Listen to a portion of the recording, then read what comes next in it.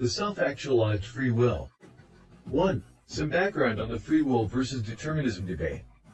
Let's face it, at the heart of every decision is the concept of good or bad. That means that there are a number of constraints that must be satisfied for a decision to be good. Decisions are usually arrived at after considering facts and opinions, and applying heuristics, algorithms, and reasoning. There's also the matter of a goal, or should we say, the goal. Hence, decisions are often, though not always, heavily constrained. Because of the goal, there may only be one way to make the decision. There may only be one good answer. Because of these considerations, we've decided that decisions are not where to fight the battle for free will. Instead, we realize that thoughts and ideas are the true battlefield. We realize that it is possible to have significant external stimuli directing the nature of our thoughts, and even internal stimuli, such as our motivation and desires, prying us in a certain direction, yet be able to freely think about a topic of art, choosing and in the way that satisfies our preferences. We see our preferences as a constraint that is absolutely necessary for free will. If we do not satisfy our preferences, what would be the purpose of free will? 2. Two definitions of determinism. A. Every thought, decision, or action is a result of neurobiological processes governed by the laws of chemistry and physics. B. Every brain state is caused by prior brain states in conjunction with sensory inputs, all of which are bound by the deterministic laws of chemistry and physics. 3. Our definition of free will. Free will, in the context of thought processes, refers to the ability of an individual to generate and to entertain thoughts that are not strictly determined by external stimuli, prevailing interests, or personal tendencies other than certain preferences. It is the capacity to conceptualize ideas that might be in opposition to one's immediate circumstances or conditioned patterns of thinking. 4. What we will not do. We will not maintain that the self comes into this world completely unconditioned. 5. What we will do. We will assume that the self comes into this world either by purely physical processes or by processes involving non-physical means. It does not matter to our theory.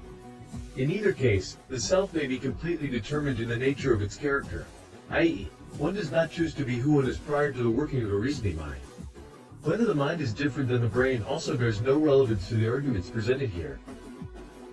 To the extent that we will direct arguments against any position, we will direct it against the position of hard determinism. The theory presented here assumes determinism but posits a point of view or goal for free will and a means of accommodating that point of view or goal. 6. What can influence one in a deterministic way? A. Personal history. B. Genetic history. C. The self. D. The mental apparatus itself. The intelligence of the individual is one of the greatest constraints that we know of in this regard. 7. A nearly fatal weakness of absolute or hard determinism. This is the position of hard determinism. All thoughts and beliefs are the result of neural processes that are deterministic. Therefore, we can conclude that the belief in neural determinism itself is a product of neural processes. Now we can apply the self-reference argument. If one's belief in determinism is the result of deterministic processes, then one's belief is not arrived at by evaluating evidence or reasoning but by inevitable neural activity. Therefore, if the belief in determinism is not a freely chosen belief but a determined one, then the trust in that belief's validity is undermined. This is because, under determinism, one could not have concluded otherwise, regardless of the evidence or arguments. Hence, the belief that all thoughts and beliefs are the result of neural processes that are deterministic is irrational by definition. Furthermore, if one argues from natural selection, then one must argue without the benefit of logic or natural selection, because by one's own precept such things as the concepts of logic and the concept of natural selection cannot be verified or corroborated within such a system. In fact, one must wonder if it would be possible to define determinism in this context. 8. A weakness of our theory.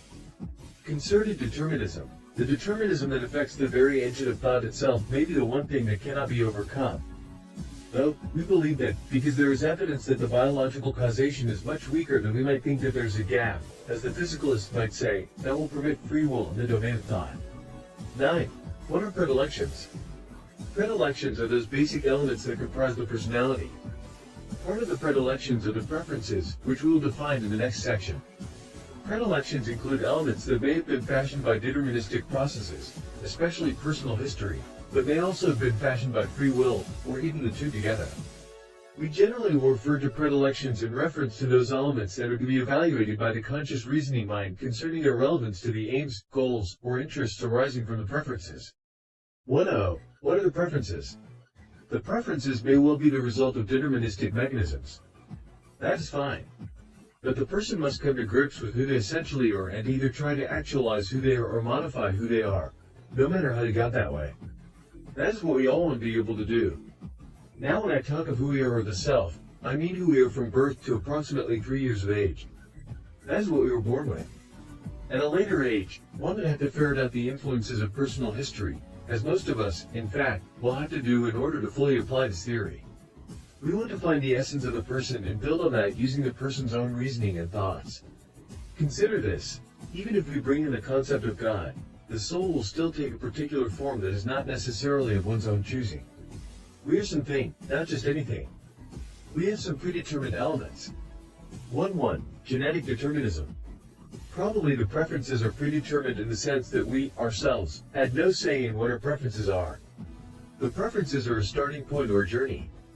They are the guiding principles that allow each one of us to judge what is in our interest, possibly to know what is right and wrong, and what is good and evil. Unless we existed throughout infinity, it would be difficult to see how we could have preferences that were not determined by some process or being. What we will say is that genetic determinism is not all-inclusive enough to account for the preferences. Something more overpowering must account for them. However, genetic determinism may move the needle, so to speak, of the temperament, of the desires and inclinations, and so on, even to the degree that they reach opposing territory from their starting points. Yet the effect in all probability is much less than the substrate that genetic determinism operates on. Though the preferences are derived from something in addition to genetic determinism, they are still determined by something other than the self in the view and assumptions of this theory. To present more of an argument to this effect, consider why we all seem to be so different from each other. There can be approximately 2 to the power of 25,000 possible human genomes. This does include many genomes that would not be viable in a particular environment. But we may expect one person to be different than another just judging from the huge number of possible genomes.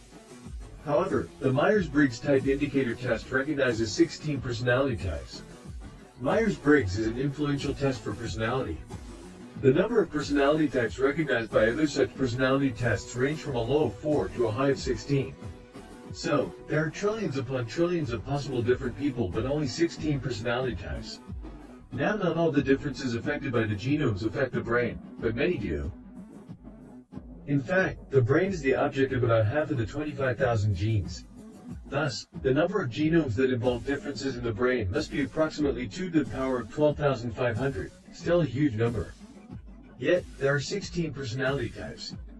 What might this tell us? Think of the 12,500 genes as the variables in the function that predicts personality. Thought of in this way, we can conclude that the predicted power of a given gene, or all 12,500 genes, is much less than would be necessary for a completely deterministic scenario. Hence, it would seem that perhaps genetic makeup has a little less to do with the fundamental nature of the brain than we have been led to believe. 1.2. What are the categories of determinism? A. Random. Random determinism is any causal stimulus that affects the thinking apparatus but does not bias the thought production in a consistent way.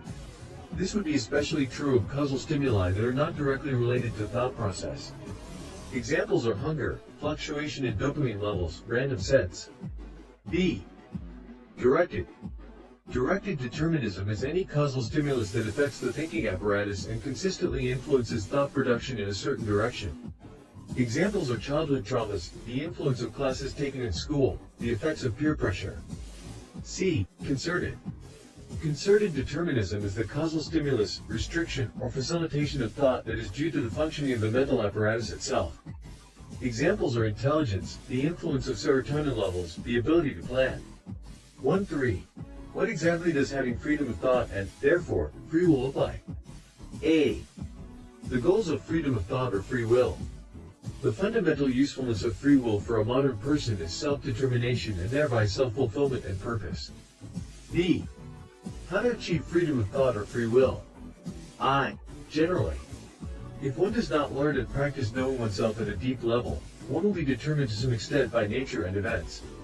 Therefore, most people may be slaves to deterministic effects. But this is the way of almost everything in life, i.e., life has strict requirements but no instruction manual. What we want to do is provide the instruction manual. The exigencies of life probably point us to examination and understanding of the self. Perhaps that is part of the meaning of life. So, possibly the average person does manage to throw off the shackles of determinism and become something like his or her true self just because of the realities of life. Yet, I agree that many will not. Predilections and precepts arrived at from experience are a good thing to the extent that they are sanctioned by the true nature. The preferences are the true nature in the view of this theory. Now when I talk of who we are or the self, I mean who we are from birth to approximately 3 years of age. That is what we were born with.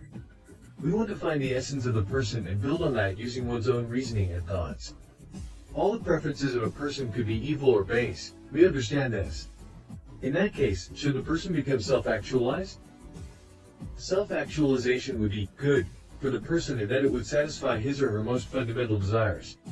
Self-actualization is what we all want. But predilections and precepts derived from experience may come to the rescue in such a situation. One such person might reason thus: I have the tendency to do every evil thing according to my preferences. Yet I know that from my experience that to follow the path of my preferences will lead to my punishment, pain, and suffering. Therefore, I choose to resist the preferences and avoid the severe pain that would come to me. Now, this situation would not be ideal from the point of view of the individual involved, because the basic essence of the individual will be denied. However, it might be better for the individual than the alternative. If one is aware of the deterministic influences, then one can reschool one's preferences. Just as one can learn, on purpose, to eat shrimp and actually like it, one can change one's preferences. The key is to determine what kind of person one is, and what kind of person one would like to be. Then the task is to retrain the preferences to become like that person. Genes are not complex enough to determine who a person is. Neither is society. Neither are your parents, your upbringing, or all taken together. One is probably a unique person before they reach 3. Exactly how this works, we can only speculate. To what extent it is physical, we cannot say. But we do know that who that person is must be discovered and acknowledged. That is done through uncovering one's preferences. However, your personal history leans in a certain direction for each issue or problem at hand. So, one is buffeted toward one direction in your thoughts on a given topic. One must apply as much logic to one's thinking output as one can, and thereby remove any rank prejudice that history produced. Does one's history affect the individual thought production itself? Certainly, it can. But if one has become aware of who one is and how the deterministic effects buffet them, it becomes easier to produce thoughts like the ones the self prefers and keep the thinking apparatus on the straight and narrow. In a way, we probably see this self-correction in whole societies from one era to the next. That the self be expressed in its interaction with the world to an appropriate degree is the real issue. The self should be corrected and refined by life on the one hand, but expressed after its refinement on the other, or at least acknowledged and dealt with. With self-knowledge, this is possible as regards history. However, the greatest happiness for most will be to pursue the preferences and to choose routes in life that achieve the expression and goals of the preferences. Against random determinism. Resisting random effects on thought requires that the mind must simply filter the thought product for tendencies that are inappropriate for the subject at hand. Since the effects are random, the effects of random deterministic causes will not be appropriate for most thought processes. Random processes with respect to a given thought event is the way we see definition 2b playing out in most cases, because the atomic or molecular behavior would, for the most part, be entirely divorced from the thought event. Against directed determinism. When there is a direction to the determinism, the individual must recognize the direction that determinism is moving him or her and decide, based on the preferences, the best way to handle bias. Against concerted determinism. The mental apparatus is determined to some degree, possibly to a great degree. Definition 2a applies here. Neurobiological processes are concerning to our theory. However, the crowning effect of such processes may be the control it seems to weld over the level of intelligence a person has, which is very important generally but not necessarily to this project. The confluence of the various causes involved in such processes may strangle free will because their influences could impinge on so many facets of the thought processes. Even so, by knowing oneself and by knowing the preferences and the predilections and precepts, one may see where determinism is biasing thought production and work to remedy it. Not always, however. As an example, the hold that deterministic processes have on the brain can act as something other than just a biasing mechanism. Take intelligence, for example. This would seem to be the key deterministic effect, and it is reasonably clear to anyone that there is little an individual can do to negate its effect to the extent that it is not present. There may be other similar effects that one could identify. The following are arguments that various interested professionals could make and are attempted answers concerning our theory of free will, 14 to 19. 14. Argument against from the physicalist. A. The argument. Because all effects result from one or more causes, there simply is no gap in which free will can operate. Therefore, free will is an illusion. B. The answer, our first answer, is to give the self-reference argument and demonstrate the inconsistency of the position. Afterwards, we point out that there are at least three classes of causes, and that the procedures herein will handle them as far as we have been able to conclude. We await scientific evidence on this issue. 1.5. Argument against from the theologian. A. The argument. Free will is granted by God and is not constrained as in your theory. B. The response. We are saying that a very satisfactory form of free will is available to most even if physicalism is entirely true. We are not speculating either way on other possibilities of free will. 1.6. Argument against from the dualist. A. The argument. Free will is not constrained because the mind is of an entirely different nature than the body or any substance in the physical world. B. The response. The mind is constrained as it presents itself in this physical world. The mind behind the mind may be unconstrained, but we cannot have complete knowledge of it, and so far, we have very little knowledge of it. Free will appears to be constrained in a certain way without question. We have talked about the constraining effect of intelligence, for example. Now it may be possible to overcome such a constraint. If so, someone must demonstrate how. But until then, the notion stands that the thought process is constrained. Yet we have free will. 1.7. Argument against from the neuroscientist. A. The argument. Thoughts and decisions are made microseconds before they appear to the subject and are thus unconscious. Because they are unconscious, there is no real agent producing them. Therefore, free will does not exist. B. The response. Again, absolute determinism is inconsistent with everyday life. If we accept strict determinism, we must forego reasoning in essence. Nevertheless, our theory deals exclusively with the conscious aspects of thought. For random determinism, we can say that, whether the decision is made unconsciously or consciously, the final result will appear in the conscious mind, and it will be clear whether the thought is in accord with the dictates of the preferences. This will also be true for directed determinism. For concerted determinism, the nature of deterministic control is not as clear. But the biases can still be perceived to some extent, and therefore, may possibly be reversed. See the empirical experiments that we have suggested to test the theory. 1.8. Argument against from the psychologist. A. The argument. The thought process is shaped by the physical environment of the brain, the history of the individual, the genetic makeup of the individual, and psychological mechanisms that operate based on individual history and environment. B. The response. All that is true, but we have presented several arguments that the determination coefficients of these variables are somewhat low. There is at least hope that even taken all together, they cannot overwhelmingly determine the individual. Your profession treats the individual by leading him or her to self-discovery, and you believe this has a freeing effect. What we are proposing is very similar. 1.9. The argument from the evolutionary biologist. A. The argument. Natural selection constrains any possible free will. Free will must satisfy the requirements of promotion of survival and promotion of procreation. If it cannot do this, it would be like the body's useless appendix. In other words, it probably wouldn't exist for long in evolutionary time. B. The response. We are, in principle, in agreement. 2.0. Two approaches to testing the theory. A. Testing the logical structure. We hope to have discussions concerning this theory with interested parties and thereby uncover weakness in the theory and possibly new avenues of inquiry. As the theory exists now, we have much more to flesh out. B. Empirical testing. Testing this model empirically might involve examining scenarios where each of the three kinds of determinism are at play and observing the nature of the thoughts produced. Do people exhibit patterns of thinking that suggest the dominance of one form of determinism over others, or is there evidence of an independent faculty of thought that could be indicative of free will? E. Concerted determinism will always be present, but an imaginative experimentalist should be able to vary its amplitude and, thus, study it. As an example of how one could perform such an experiment, consider that it may be deemed ethical to give the experimental subject caffeine to try to disrupt the normal mode of neural control. Our knowledge of the effects of caffeine may suggest that the addition of caffeine may lead to more rapid idea generation, less originality of ideas, and less depth of thought. Construct an experiment in which one has the subject first think about subject A and later about a similarly compelling subject B, both based upon the preferences of the subject as determined through self-reports and previous psychological testing.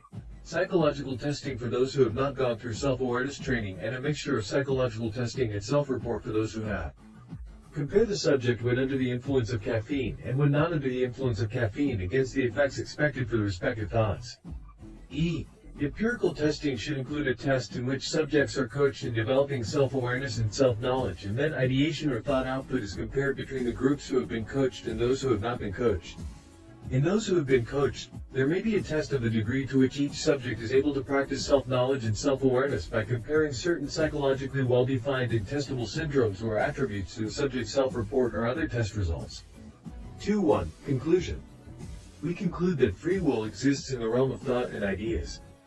We acknowledge that looking for free will in the realm of decisions is probably not fruitful because decisions are constrained by nature in most cases. We have discussed the role of the most basic nature or essence of the person involved in the attempt to become somewhat free of deterministic influences, that is, the preferences. We concluded that the preferences are to be refined and expressed. The only case in which we concluded that another path would be better was the case where the preference was base or evil. In that case, we suggested that use of history and learning could allow the person to retrain the preferences, at least to some extent. While genetics, personal history, and a number of other factors represent potential causes that could influence the person, they do not exclusively define the person's thought processes. We provided arguments that genetics probably does not have the capacity to construct deterministic prisons for the mind. There seems to be room for free thought. We gave an argument that seems compelling against hard determinism. At the same time, we provided a more direct demonstration of our thesis concerning free will.